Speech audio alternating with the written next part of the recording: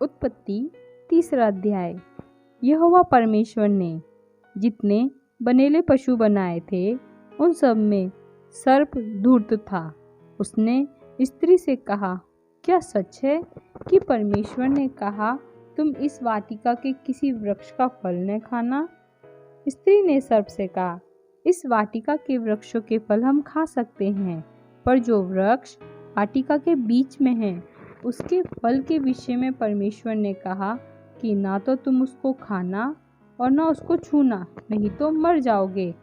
तब सर्प ने स्त्री से कहा, तुम निश्चय न मरोगे, वरन परमेश्वर आप जानता है कि जिस दिन तुम उसका फल खाओगे उसी दिन तुम्हारी आंखें खुल जाएंगी और तुम भले बुरे का ज्ञान पाकर परमेश्वर के तुल्य हो जाओगे। अतः जब स्त्री ने देखा कि उस वृक्ष का फल खाने के लिए अच्छा और देखने में मनभाऊ और बुद्धि देने के लिए चाहने योग्य भी है, तब उसने उसमें से तोड़कर खाया और अपने पति को भी दिया और उसने भी खाया। तब उन दोनों की आंखें खुल गई और उनको मालूम हुआ कि वे नंगे हैं। इसलिए उन्होंने अंजीर के पत्ते जोड़ जोड़ कर लंगोट बना लिए।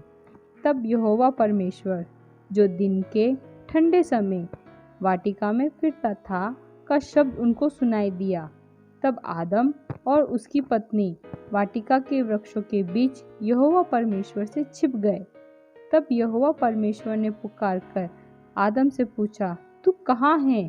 उसने कहा, मैं तेरा शब्द बारी में सुनकर डर गया, क्योंकि मैं नंगा था, इसलिए छिप गया। उसने कहा, किसने तुझे बताया कि तू नंगा है?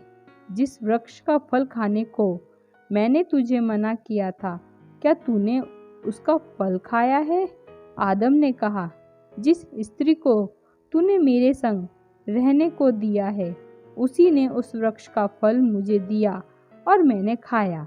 तब यहोवा परमेश्वर ने स्त्री से कहा, तूने ये क्या किया है?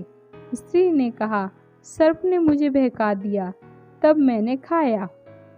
तब यहोवा परमेश्वर ने सर्प से कहा, तूने जो ये किया है इसलिए तू सब घरेलू पशुओं और सब बनेले पशुओं से अधिक शापित है।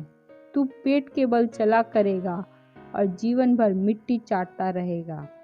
और मैं तेरे और स्त्री के बीच में और तेरे वंश और इसके वंश के बीच में बैर उत्पन्न करूंगा।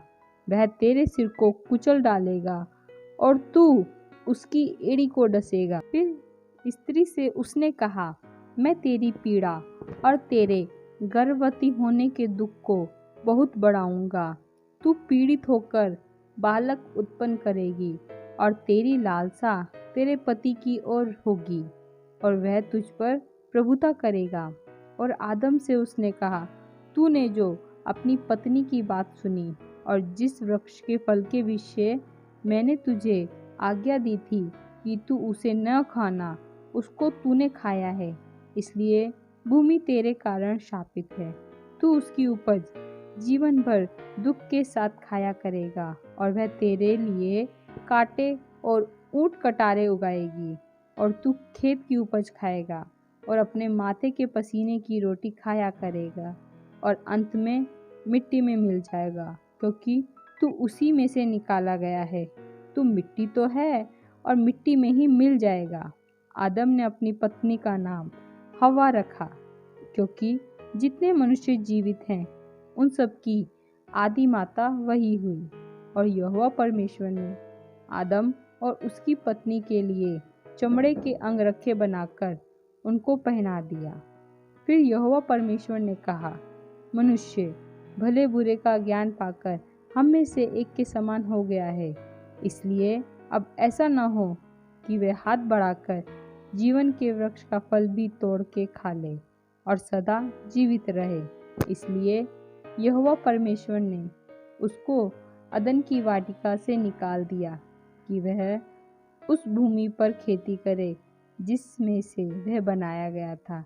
इसलिए आदम को उसने निकाल दिया और जीवन के वृक्ष का पहरा देने के लिए अदन की वाटिका के पूरब की ओर करूबों को और चारों ओर घूमने वाली ज्वालामय तलवार को भी नियुक्त कर दिया।